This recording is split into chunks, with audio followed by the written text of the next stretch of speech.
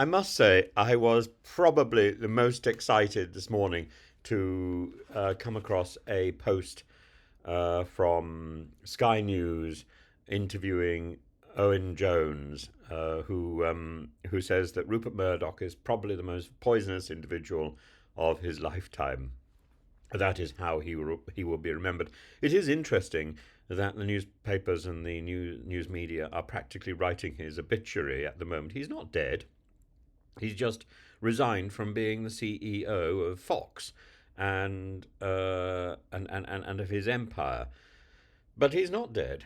And anyway, Owen is simply staggeringly loquacious and extraordinarily compelling. I think he's wrong. I think there are other people who are significantly more poisonous, even in the space of his lifetime, than Rupert Murdoch. But Rupert Murdoch, he says that Rupert Murdoch owns 175 newspapers, and he got those 175 newspapers to endorse the Iraq War. Yes, but other people did as well. He points to the bigotry whipped up against LGBTQ plus people at the height of the AIDS crisis. Yes, but Murdoch wasn't alone in that. He points to the climate denial by Fox and the abusive campaign against Obama, which seeded the victory of Trump. Yes, I'm sure all of this is true. I still don't think this makes Rupert Murdoch himself the most poisonous individual of the last 50 years.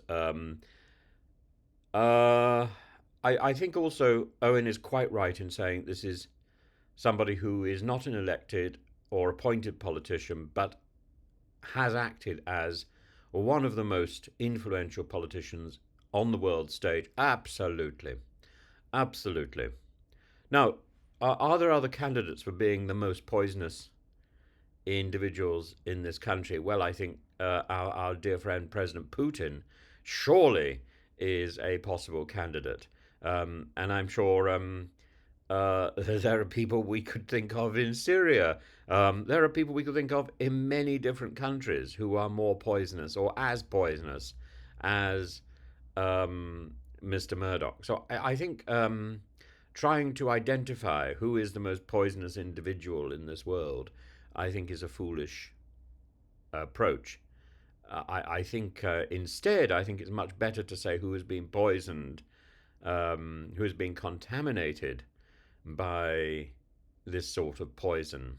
Now, that's a more interesting approach because then Murdoch would definitely be one person who has been affected by this, and others. And why?